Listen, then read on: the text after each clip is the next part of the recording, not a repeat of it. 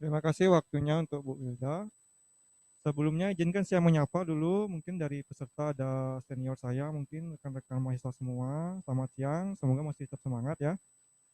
Jadi sebelum saya masuk ke materi utama, saya mungkin menyambung sedikit dengan yang Pak Buda sampaikan tadi, akan pentingnya kita sebagai orang kota lah bisa dibilang, atau manusia secara general, itu terhubung kembali dengan bagaimana makanan kita itu dibentuk. Karena itu memiliki efek yang sangat luar biasa, baik dari segi psikologis, kemudian mental, kesehatan, termasuk juga trennya sekarang itu tidak hanya orang perkotaan ya, biasanya di orang-orang di luar Indonesia itu bahkan mereka sudah menerapkan pola hidup itu sebagai pola mereka sehari-hari. Sebenarnya kalau kita lihat di lingkungan kita sendiri, khususnya di Bali, itu sebenarnya pola kita terhubung dengan sumber makanan, sumber pangan, itu sudah mendarah daging dari zaman leluhur jauh sebelum Bali itu berbentuk kota sebenarnya. Itu bisa kita lihat dari bagaimana tren leluhur kita untuk menciptakan persembahan, kemudian memelihara lingkungan, termasuk legasi yang mungkin sampai diakui dunia sekarang itu adalah subak ya, kalau teman-teman ingat ya.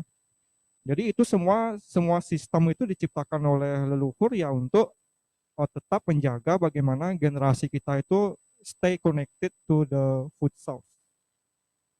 Nah, di sini di materi saya ini, kalau misalnya tadi itu yang disampaikan oleh Pak Budo adalah urban farming yang untuk skopnya itu adalah keluarga, kemudian komunitas, yang tujuannya untuk pembelajaran, kemudian apa namanya memanfaatkan lahan yang tidak terpakai dan segala macam.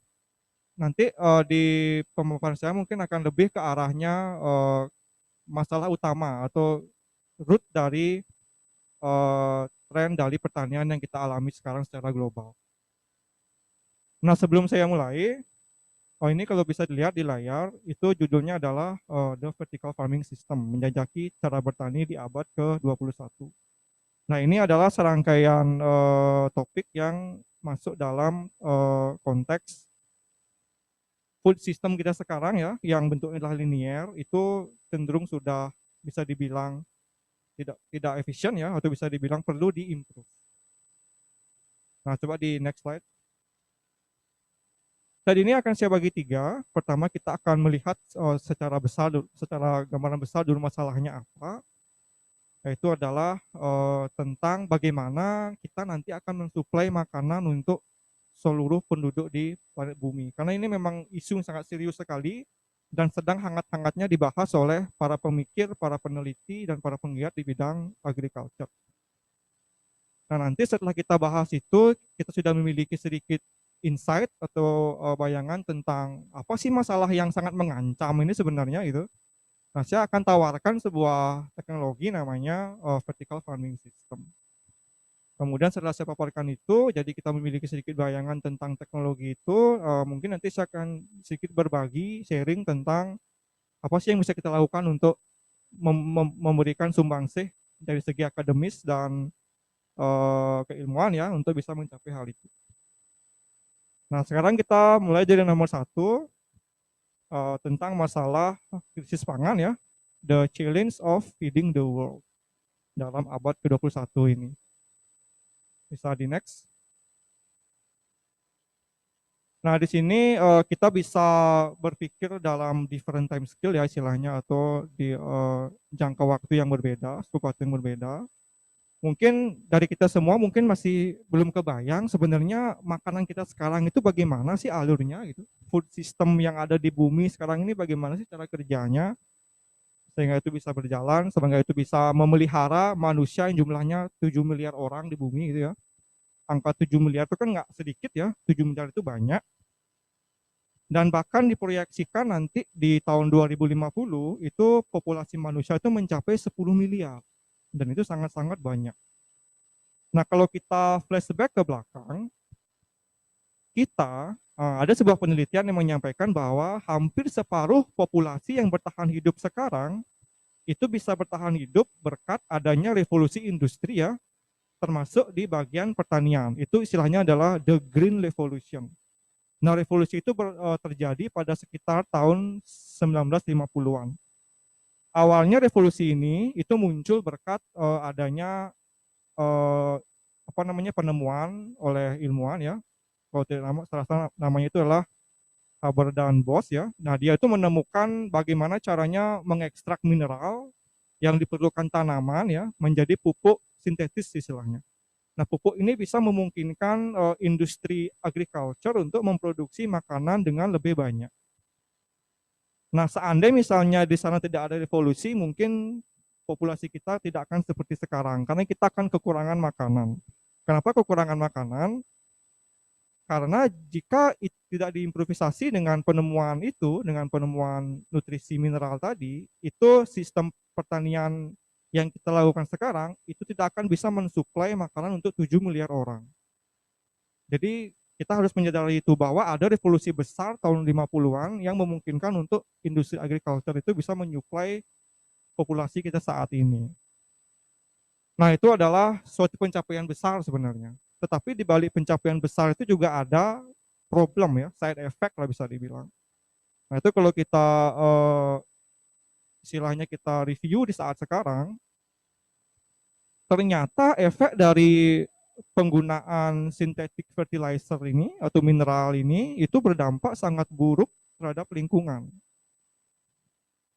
Itu bisa misalnya penggunaan pestisida, kemudian penggunaan antibiotik dalam hewan ya, dalam industri daging itu kan menggunakan antibiotik, menggunakan mineral yang jumlahnya banyak untuk memberikan makan hewan ternak ya.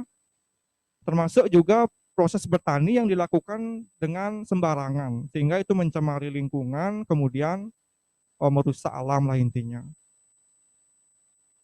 Nah, terlepas dari masalah itu, masalah utamanya tentunya jumlah manusia semakin banyak, sedangkan cara kita untuk memproduksi makanan terancam rusak.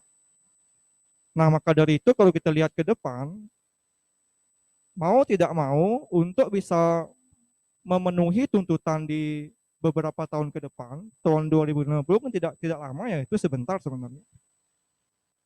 Banyak para peneliti, para penggiat agriculture dan industrialis itu mereka mencari solusi untuk menemukan revolusi lagi yang arahnya adalah tidak mengulangi revolusi yang sebelumnya, di mana kita harus bisa mengefisiensikan penggunaan resource dan sumber daya kembali kepada alam ya, jadi tidak ada waste istilahnya, tidak ada limbah ya, jadi bisa di recycle kembali.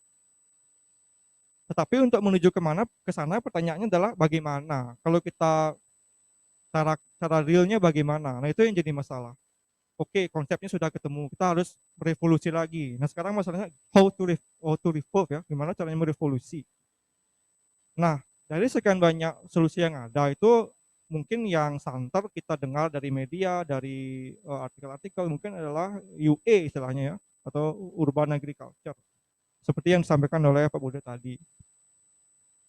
Tetapi seberapa efektifkah UA ini untuk kita bisa menjadikan dia solusi? Nah, mari kita lihat bagaimana nanti trennya. Bisa di next. Nah, yang muncul di layar ini adalah rangkuman bagaimana global food system itu bekerja. Ini kalau kita lihat di bagian kiri itu ya, atau di bagian kanan itu ada lingkaran, nah itu berupa input. Nah, simpulannya adalah dari gambar ini, sistem industri sumber makanan kita saat ini ya, atau global food system itu, dia itu sifatnya adalah linier. Jadi kalau kita lihat dari gambaran sistem, yang namanya sistem linier kan dia bisa dibilang take, make, dan waste ya, atau ambil, gunakan, dan buang ya gitu ya. Jadi dia tidak continue, dia tidak sustainable. Nah, itu adalah akar masalah utama dari ancaman manusia akan sekarat tahun 2050. Dan itu bukan sebuah konsep, dan itu fakta. Banyak saintis, banyak pemerhati lingkungan itu sangat concern dengan masalah itu, karena itu sangat sangat serius masalahnya, berkaitan dengan hal paling mendasar keberlangsungan hidup sebagai manusia. Nah, di gambar ini kalau kita lihat itu per tahun itu makanan itu diciptakan sekitar 7,1 ya, billion of tons, jadi miliar ton secara global. Nah, kalau kita lihat di sana ada gambar merah-merah itu dia dibuang, tidak digunakan. Ada yang lari ke kota, ada yang lari ke desa. Nah, masalahnya adalah selain ada yang dibuang, kemudian output dari makanan itu tidak di-recycle kembali. Akibatnya karena tidak di-recycle, sumber daya empat sumber daya yang lingkar-lingkar itu, yang pertama ada fresh water atau air bersih, kemudian nutrisi mineral ya, mineral nutrisi, kemudian fosil energi yang digunakan untuk mengaktifkan mesin segala macam, termasuk juga tanah ya, itu akan terancam depleted atau hilang ya, tidak bisa digunakan lagi.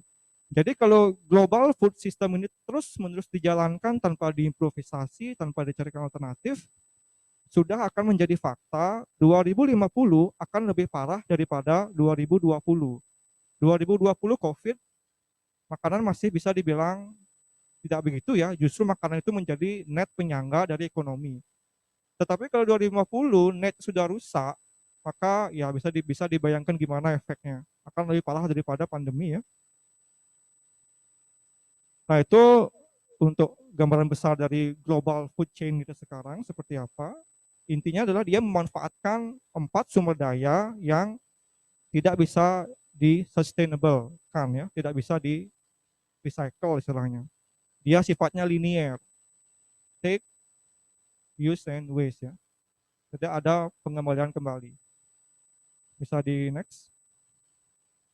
Nah, ini kalau kita lihat di mana-mana adalah pemandangan rutin, benar nggak? Sungai kotor, kemudian danau airnya juga tidak bagus. Bahkan petani juga yang memelihara ikan itu banyak mengalami hal seperti ini. Sayangnya generasi kita di sini terlalu menganggap remeh sebenarnya fenomena ini. Sedangkan ini sangat fatal sebenarnya untuk keberlangsungan suatu sistem ekosistem yang ada di sana. Bukan menjadi hal yang tidak mungkin nanti gambar ikan-ikan yang bergelombor ini nanti akan menjadi manusia yang bergelombor karena tidak mendapatkan makanan ya. Nah, ini kalau kita lihat penyebab ikan ini seperti ini itu apa sebenarnya? Penyebabnya adalah kira-kira apa? Apakah kena racun? Sebenarnya bukan kena racun ya, justru ikan ini mati karena kelebihan nutrisi.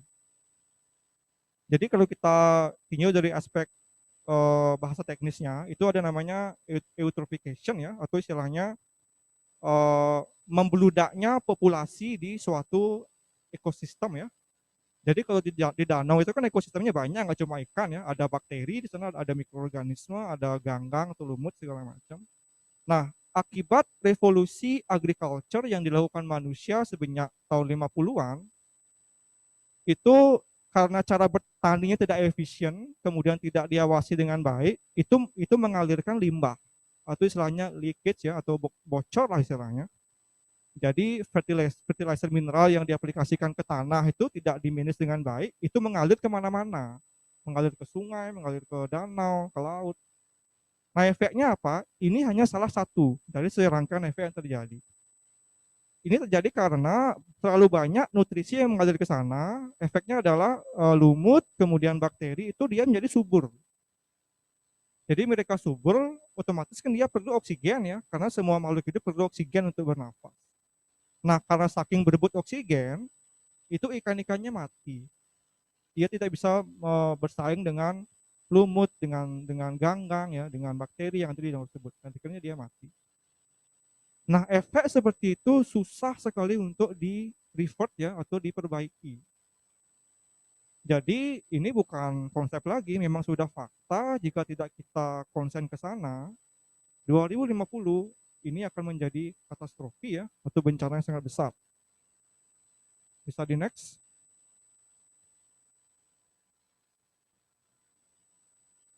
Nah, ini data ya. Data dalam konteks challenge feeding the world. Apakah terlalu susah nih istilahnya pertanyaannya? Apakah mungkin kita bisa merevert semua kerusakan ini ya? Itu kalau kita bicara data itu agriculture sekarang itu dia menggunakan 70% sumber daya air bersih. Kemudian setengah tanah yang ada di lahan subur yang ada di bumi itu untuk agriculture. Bisa kalian bayangkan kalau cuma setengah, sisanya ini untuk yang lain ya. Kalau hutan sebagai sumber oksigen itu sisa berapa pertanyaannya? Hutan kan sangat penting ya, kalau hutan hancur itu tamat semua. Kemudian dia juga bisa efeknya itu ke biodiversity ya, biodiversity loss. Contohnya nggak usah jauh-jauh ke luar negeri, di sini aja di Bali. Kalau sama zaman saya kecil dulu saya sering main ke sungai, main ke got ya. Dulu saya lihat got itu ikan tuh banyak, ikan kecil, ikan merah, ikan putih, banyak ada ikan di sana. Tapi sekarang nyaris nggak ada ikan, kosong ikannya. Yang ada apa? Lumut, kemudian apa lagi bakteri udah pasti karena dia bau. Nah itu sebabnya ada kebocoran di mana-mana penggunaan mineral tadi dan manajemen limbah yang buruk. Itu fakta. Dan di sini juga dikatakan 60% global species itu musnah akibat dari misuse sistem agriculture yang kita lakukan sekarang. So di next. Nah, para ilmuwan untuk bisa memetakan kerusakan yang ada, mereka menciptakan suatu indikator yang namanya planetary boundaries ya. Ini kalau kita bahasa Indonesia kan adalah limit dari suatu planet yang jika dilanggar itu akan memusnahkan semua populasi istilahnya. Nah, di sini kalau kita rangkum, itu agriculture yang sekarang itu sudah melewati 4/9 dari batasan yang ada dan angkanya merah. Itu kalau kita lihat yang paling nampak mungkin di bagian bioekologikal ya, itu ada namanya P dan N ya. Yang N itu sangat merah sekali, P juga sudah merah. Nah, PM itu maksudnya apa? P itu adalah fosforus ya, N itu adalah nitrogen. Dan itu adalah mineral yang kita gunakan untuk menghidupkan 7 miliar orang sekarang. Dan karena tidak di-manage dengan baik, ya, itu bocor kemana-mana. Kemudian selain itu, merah juga yang lain itu adalah di lahan ya, di lahan dan di biodiversity loss. Inti dari gambar ini adalah fakta lagi, kalau tidak dicarikan alternatif atau diimprove, 2050 itu sudah pasti akan terjadi katastrofi ya. Bisa di next. Nah, itu dari segi polutan ya. Tapi kalau dari segi hitung-hitungan ekonomi gimana kira-kira dari segi hitung-hitungan ekonomi? Nah, kalau di review dari ekonomi sebenarnya ya, setiap satu makanan ya yang kita ambil saat sekarang itu kita bayarnya sebenarnya 3, bukan 1. Jadi kalau kita hitung menggunakan mata uang dolar istilahnya, setiap $1 makanan itu kita bayar $2. Untuk apa? Untuk societal cost istilahnya atau dampak sosial yang terjadi akibat hidangan satu piring dolar itu. Nah ini data dari Ellen MacArthur Foundation ya dan Systemic. Itu baru tahun 2019 yang dirilis datanya. Coba kita next untuk melihat breakdown-nya. Nah itu kalau kita lihat breakdown-nya ya dari yang data yang tadi itu 1,6 triliun dolar itu keluar untuk menyelesaikan masalah kesehatan. Jadi sebenarnya ironis ya, kita makan tapi juga kita bayar untuk kesehatan. Nah itu fakta, tidak banyak orang yang menyadari. Tapi itu benar-benar fakta yang sangat bisa dibilang konyol ya. Kemudian selain masalah kesehatan juga tentunya yang seperti saya bilang tadi kerusakan lingkungan ya. Dan yang paling ngeri itu adalah ternyata agriculture itu menyumbang 20% dari particulate ambient air pollution misalnya itu PM 2,5 istilahnya. Jadi udara kita itu, atmosfer kita itu dipolutankan oleh proses agriculture itu menghasilkan sebuah bisa dibilang partikel ya yang ukurannya adalah 2,5 mikrometer. Itu seperti virus sifatnya dia. Itu akan sangat mudah masuk ke paru-paru, ke aliran darah, persis seperti virus. Cuma bedanya adalah dia benda mati ya, bukan virus ya, yang bisa menyebar melalui kontak gitu. Nah itu menyebabkan 3,3 juta premature death per year. Kematian prematur 3,3 juta ya seluruh dunia akibat dari polusi tadi. Kemudian selain itu juga ada efek langsungnya, misalnya kepada petani atau pekerja yang menerapkan pestisida kimia. Itu juga lumayan tuh uangnya yang habis ya. Termasuk juga overuse atau poor management of antibiotik. Nah, ini juga yang paling fatal. Penggunaan antibiotik itu menyebabkan mikroorganisme yang disasar tadi itu dia kebal. Nah, kalau dia sudah kebal, otomatis teknologi obat sebelumnya itu kan batal. Intinya tidak ada obat yang bisa mengatasi mikroorganisme itu. Otomatis akan menjadi lingkaran setan ya, lagi buat obat baru, lagi overuse, lagi buat obat baru, dan seterusnya. Dan itu juga termasuk ke societal cost dari sistem makanan kita saat ini. Bisa next. Nah, ini gambaran tadi ya, setiap $1 makanan itu menghasilkan $1 societal cost untuk konsumsi, yang diantaranya adalah malnutrition, obesity, ya, dan masalah kesehatan lainnya. Lagi $1 itu masuk ke production, antaranya adalah kesehatan dan kebersihan dari proses produksi tadi, termasuk juga ekonomi dan lingkungan. Jadi kalau kita beli makanan lewat Gojek, kita bayar 20.000, itu kita sebenarnya bayar mungkin 60.000 ya, untuk efek yang didapatkan lainnya. Next. Oke, itu big problemnya. Sekali lagi saya sampaikan itu adalah real problem ya, bukan konsep, bukan sesuatu yang masih bisa iya bisa tidak, tapi sudah pasti jika tidak diimprove ya. Nah, di sini kita bisa simpulkan perlu adanya revolusi dalam agriculture untuk bisa kita selamat dari tantangan 2050. Nah, apa itu caranya? Secara teori, kita akan memerlukan improvisasi dari cara kita sekarang dan mendevelop the new one atau membuat yang baru. Intinya adalah kita tidak bisa menggunakan one solution fit all atau satu solusi untuk semua. Kita harus mengkombinasikan semua solusi yang ada untuk bisa mencapai tujuan itu. Nah, di sini para ilmuwan itu dia mempropose suatu sistem yang konsepnya tidak linear seperti yang kita gunakan sekarang. Nah, konsepnya itu digunakan namanya adalah regenerative food system atau circular economy. Ini adalah bahasa teknis. Kalau kita sehari-hari mungkin sering dengar ya, tidak jauh maknanya dengan recycle ya, daur ulang ya. Kira-kira seperti itu maknanya. Simpelnya adalah bagaimana caranya kita membuat makanan ya, setelah kita makan, nanti hasil buangannya itu juga bisa menjadi sumber makanan baru gitu. Simpelnya seperti itu konsepnya. Sehingga dengan demikian, kita akan memiliki natural food system ya, di mana tidak ada limbah dan tidak ada polusi ya yang dihasilkan dari proses itu. Itu adalah konsep besarnya. Sekarang masalah teknisnya how to ya, bagaimana caranya mencapai itu. Bisa di next. Sebenarnya sudah ada banyak sekali ya konsep teknologi pertanian ya, tentunya yang dikerjakan oleh pakar di bidang pertanian untuk memecahkan masalah tadi. Termasuk ada juga organic farming ya, mungkin kita semua sudah sering dengar ya, kita bertani secara organik gitu ya. Tetapi setelah dievaluasi, seperti yang saya bilang tadi, no one solution fit all. Ternyata pertanian organik tadi pun juga tidak akan bisa sendirian menyelesaikan masalah tadi.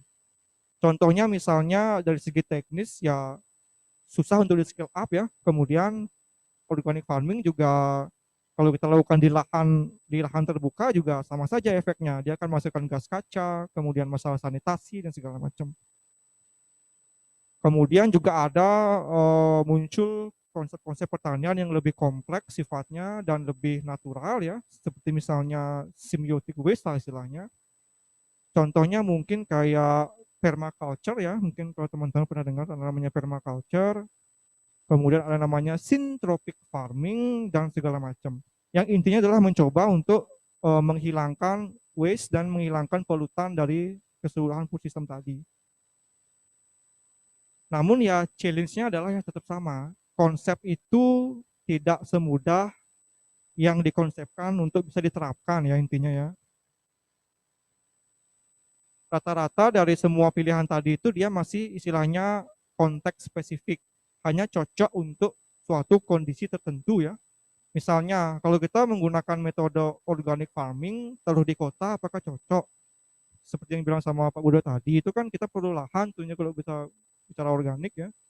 Dan di sana juga perlu handling lah istilahnya semacam metode untuk apa namanya menangani sumber dari nutrisi organik tadi. Itu kan asalnya dari bahan organik ya, dari biomaterial istilahnya dari kotoran, dari limbah ya. Itu kalau tidak dikelola dengan baik ujung-ujungnya kan menimbulkan masalah baru. Kemudian selain itu juga itu masih ada perdebatan di antara market yang skalanya adalah luas ya. Misalnya kalau industri yang skalanya sudah ribuan ratusan hektar, apakah dia bisa menerapkan organik? Nah, itu masih diperdebatkan. Termasuk juga secara ideologi masih diperdebatkan. Intinya adalah masih sangat banyak sekali pekerjaan yang harus dilakukan oleh umat manusia untuk bisa mengantisipasi 2050. Next. Nah, ini ringkasannya ya. Tidak ada single solution yang cukup untuk kita tidak melewati planetary boundaries ya. Tidak ada satu solusi. Solusinya adalah kita harus berkolaborasi, kita harus menerapkan eh, apa namanya penggabungan ya dari beberapa sistem untuk bisa mencapai itu. Tetapi dari sekian pemikiran yang ada, ternyata mereka menyimpulkan adalah ada kok kemungkinan kita untuk bisa ke sana arahnya gitu. Nah, itu diutarakan oleh Eat Lancet ya, Eat Lancet Commission yang terdiri dari 37 ya, world leading scientists. Next. Oke. Tadi adalah big problemnya. Sekarang adalah sedikit tawaran solusi yang tentunya mungkin tidak akan bisa fit all ya, seperti saya bilang tadi. Nah, di sini ada namanya the vertical farms. Apa sih sebenarnya vertical farms ini? Nah, ini yang saya bicarakan adalah masuk adalah konteksnya adalah ke chef atau CA ya. Jadi chef itu istilahnya adalah controlled environment farming ya, atau bahasa Indonesia adalah pertanian yang dilakukan di lingkungan yang terkontrol. Nah, ini biasanya dilakukan di area urban atau di perkotaan dan peri-urban atau di area secara sivil mungkin istilahnya adalah area yang 20 km dari pusat kota, itu namanya peri-urban. Nah, kenapa saya bilang peri-urban? Ternyata setelah beberapa literatur yang saya baca, UA atau urban farming itu tidak akan cukup untuk bisa memberi makan kita. Jadi mungkin kita lihat di berita, mungkin di media, ya euforianya adalah urban farming is the future. Urban farming adalah masa depan sumber makanan manusia. Tapi sebagian dari itu adalah sebenarnya gimmick ya, hanya gimmick dan hanya marketing material lah bisa dibilang lah ya. Kalau kita analisis dari segi saintifiknya, ternyata UA itu tidak bisa digunakan untuk satu-satunya solusi kita menjaga food supply kita. Namun dengan demikian bukan berarti UA itu tidak penting. UA masih sangat penting. Pertama, ya seperti yang disampaikan tadi sama Pak Buddha itu sangat erat kaitannya dengan kesehatan manusia di perkotaan, termasuk juga kesehatan lingkungan perkotaan. Karena UA itu juga berperan untuk membersihkan kota, menghijaukan kota. Ya, kalau kita simpulkan itu lebih tepatnya adalah UA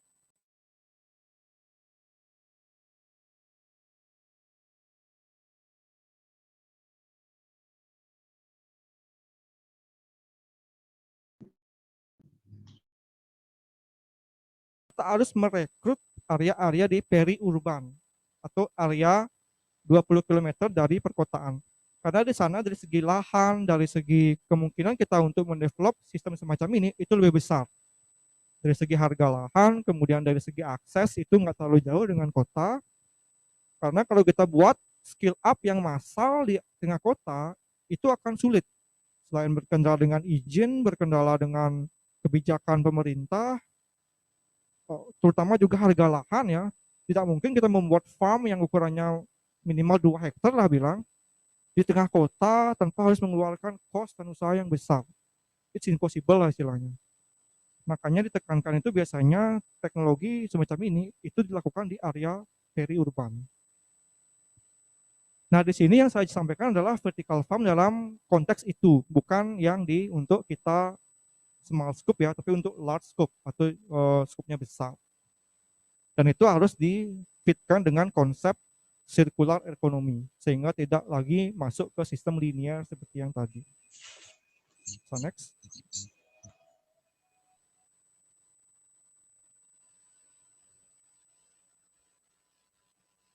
Oke, pertanyaannya adalah apa sih vertical farm itu sebenarnya? Simple ya. Definisinya adalah vertical farm itu adalah pertanian yang ditumpukkan lah bisa dibilang.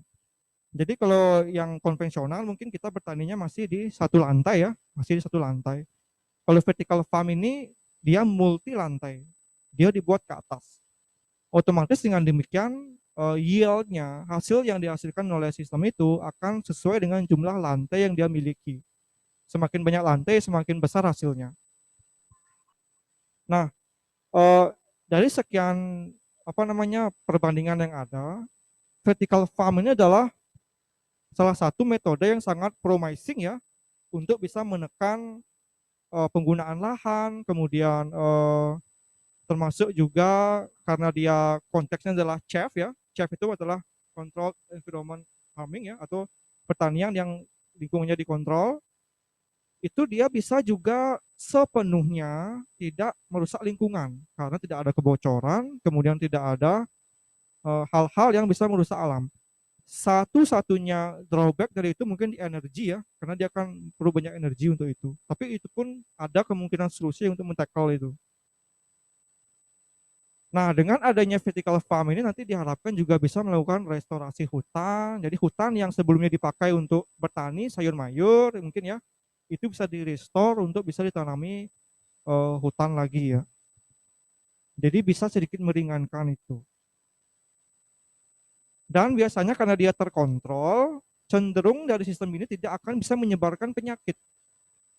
Berbeda dengan kita open field di lahan terbuka, itu bisa menyebarkan penyakit dan bisa uh, susah untuk dikontrol ya, risikonya lebih besar. So next. Mungkin ada yang bertanya, kira-kira bentuk realnya dari vertical farm ini bagaimana sih? Apakah ada banyak tipe-tipe dari vertical farm? Coba kita next, kita lihat. Nah, kalau kita kelompokkan berdasarkan teknik atau metode yang digunakan, itu ada 3 teknologi besar yang dimainkan oleh para penggiat vertical farm ya. Pertama adalah hidroponik. Nah, cara kerjanya ini sama seperti yang dibahas sama Pak Buddha tadi. Ada banyak juga metodenya. Kemudian ada aeroponik dan ada aquaponik. Nah, mungkin di sini yang teman-teman belum pernah dengar mungkin aeroponik dan aquaponik ya. Aeroponik ini dia sebenarnya sama juga dengan hidroponik ya. Dia juga memanfaatkan mineral ya, semacam mineral lah bisa dibilang. Jadi kalau kita di tanah kan mungkin ada yang beranggapan bahwa tanaman itu makan tanah ya. Sebenarnya enggak, dia nggak makan tanah. Dia hidup dari hasil ekosistem di tanah itu. Jadi ada mikroorganisme di tanah ya yang dia makan dari sumber-sumber makanan seperti eh, apa namanya limbah dan segala macam ya. Itu dia akan mereproduksi semacam mineral. Nah, mineral inilah yang berbentuk ion ya, yang berbentuk ion-ion itu diserap oleh si akar tanaman. Nah, pada mode pertanian yang soilless atau tanpa tanah, kan tidak mungkin kita bisa membawa ekosistem mikroorganisme itu ke ini ya. Maka dari itu kita menggunakan sumber nutrisi dari mineral yang diekstrak ya, yang diekstrak dari berbagai macam unsur di bumi. Seperti misalnya dari udara, mengambil nitrogen ya. Atmosfer kita kan ada nitrogen 70% ya. Nah, itu diekstrak menjadi mineral berbentuk padat.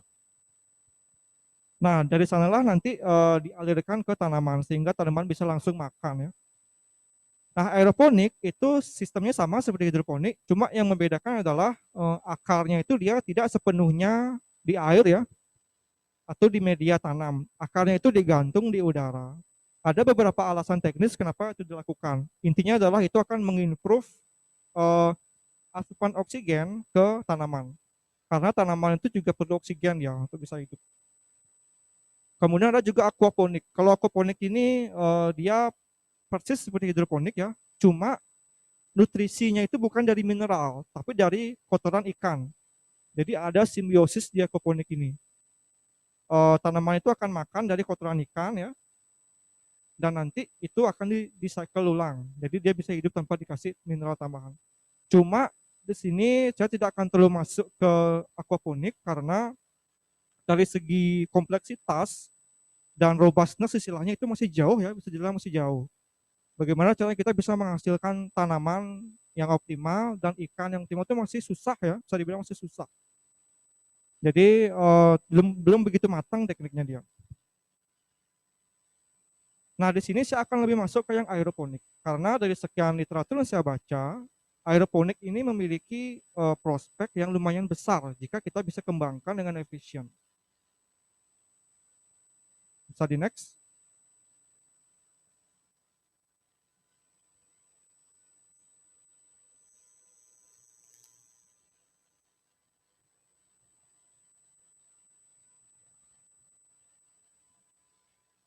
Nah, ini ada sebuah pertanyaan ya yang dilontarkan di sebuah diskusi ya dari pewawancara dan seorang ilmuwan, seorang profesor dari Columbia University ya. Kira-kira dari sekian banyak vertical farming itu yang mana sih yang paling optimal ya? Nah, sama seperti yang bilang tadi, beliau juga menyampaikan ada prospek yang bagus di bidang aeroponik ini. Coba kita lihat detailnya. Bisa di next.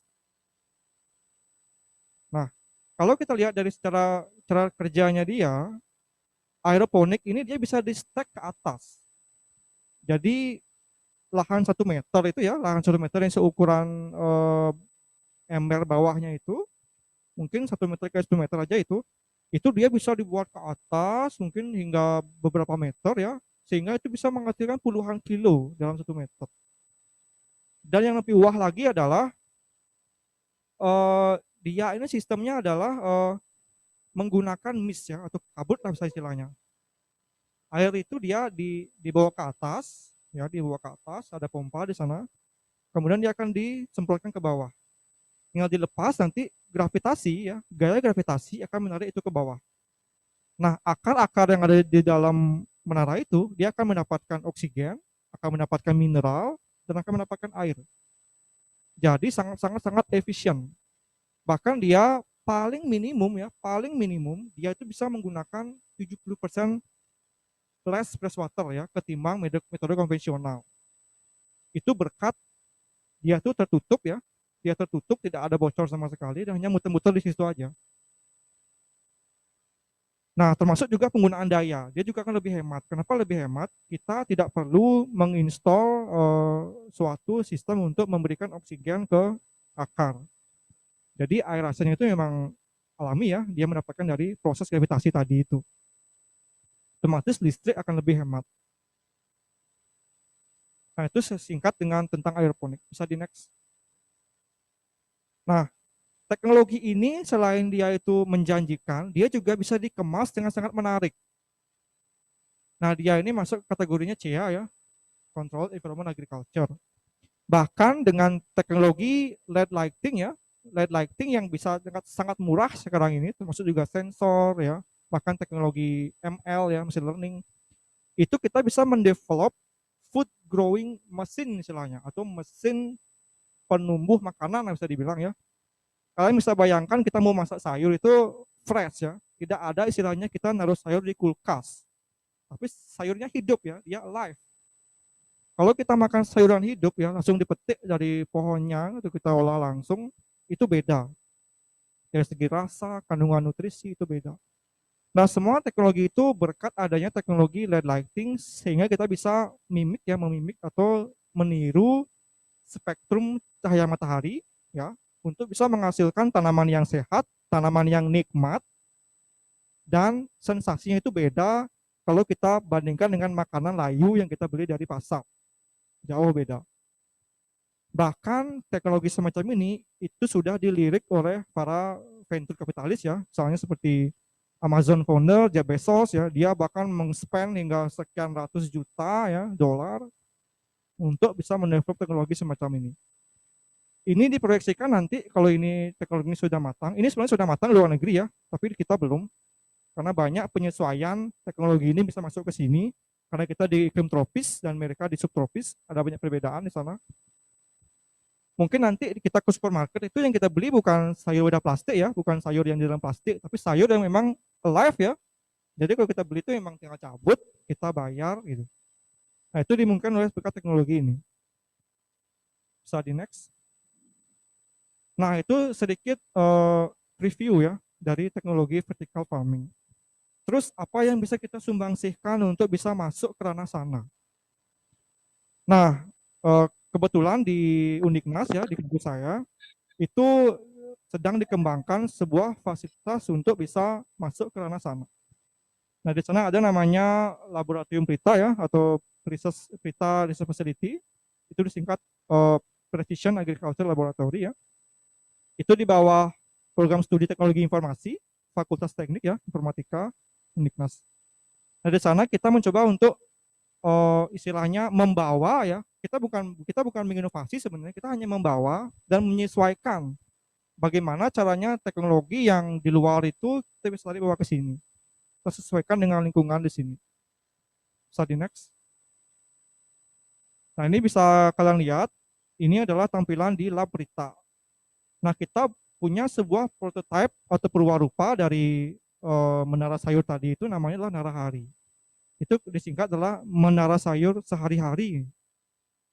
Kenapa dibilang begitu? Karena sistem aeroponik ini itu bisa membesarkan tanaman itu mungkin 30% bisa dibilang ya, 30% lebih cepat ketimbang metode konvensional yang kita taruh di tanah. Jadi kalau misalnya panen itu 3 minggu ya, itu kita bisa panen mungkin 2 minggu lebih sedikit, sudah bisa kita panen. Makanya sangat cocok untuk kita bilang menara sayur sehari-hari. Karena ketika kita cabut, kita bisa pasang bibit yang baru, dan ini akan tumbuh lagi.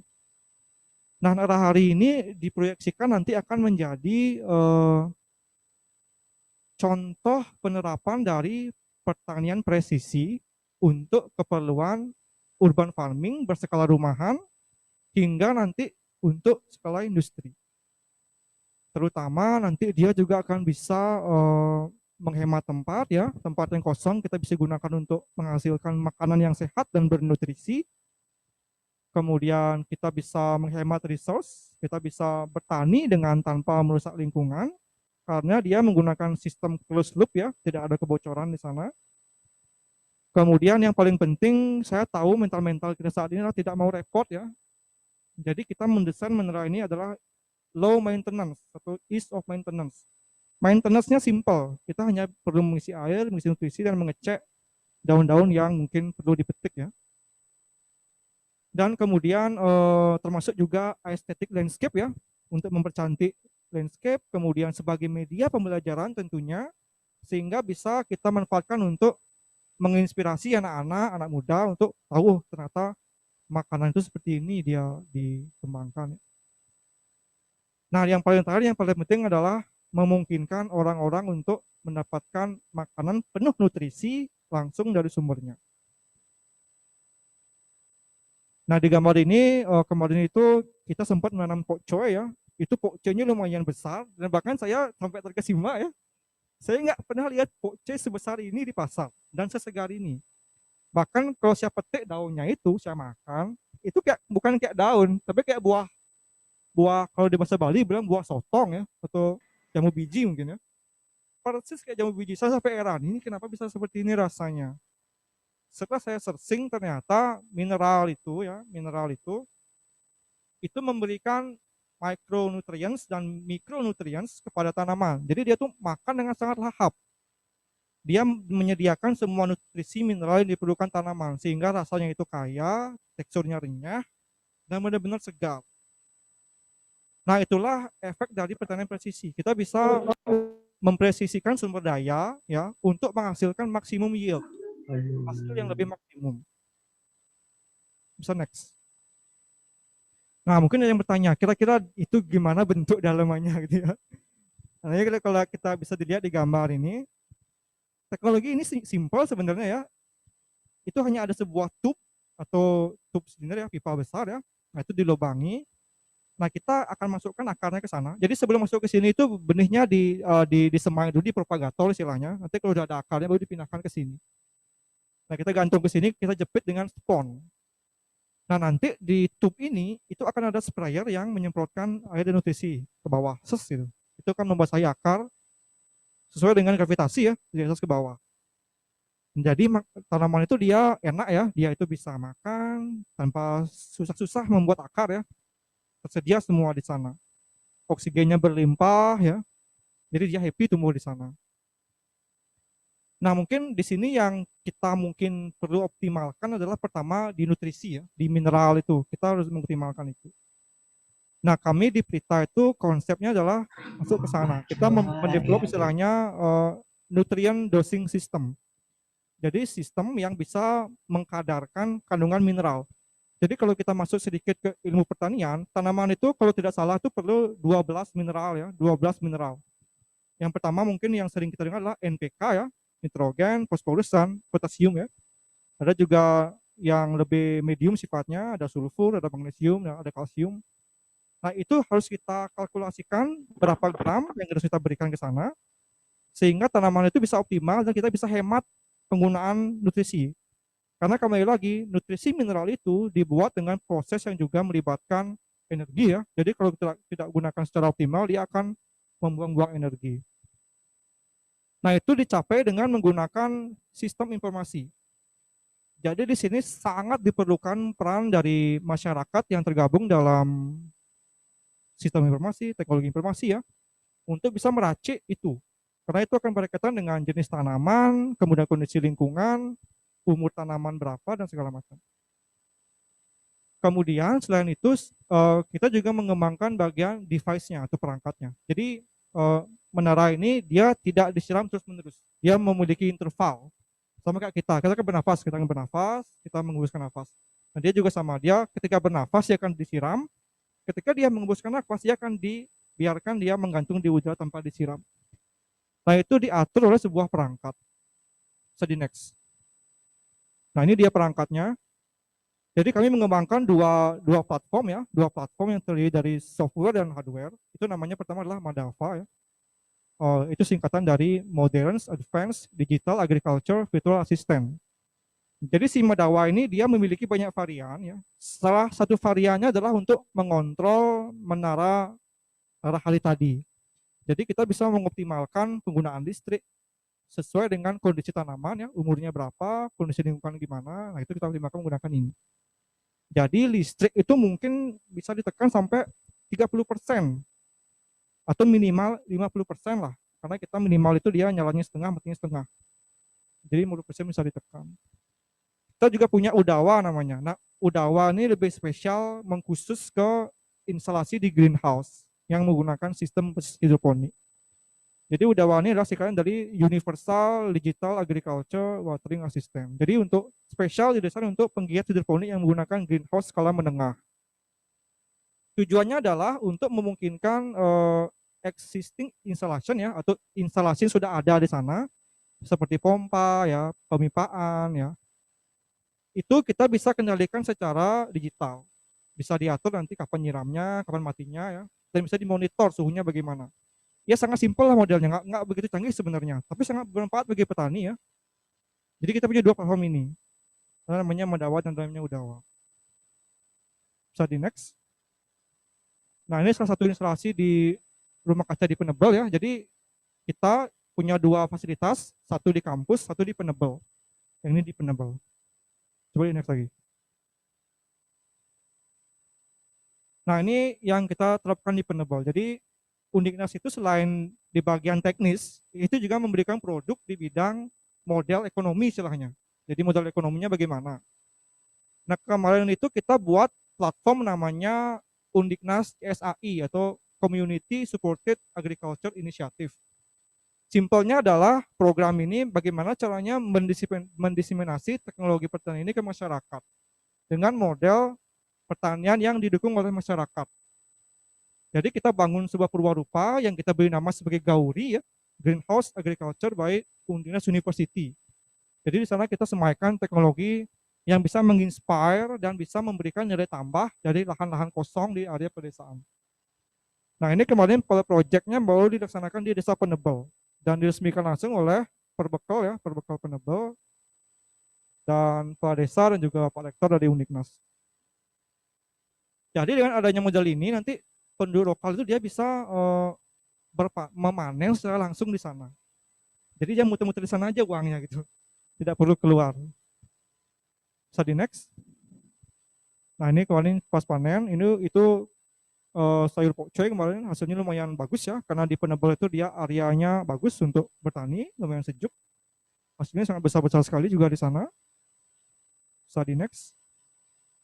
Nah ini juga ada instalasi otomatisasi di sini untuk kontrol mikroklimat istilahnya. Jadi kita pasangkan alat untuk bisa mengontrol kelembapan, suhu gitu, menggunakan platform Adawa. Bisa next. Nah ini juga contoh penerapan yang skala untuk istilahnya mandiri ya. Kalau kita terapkan greenhouse kan mungkin susah ya.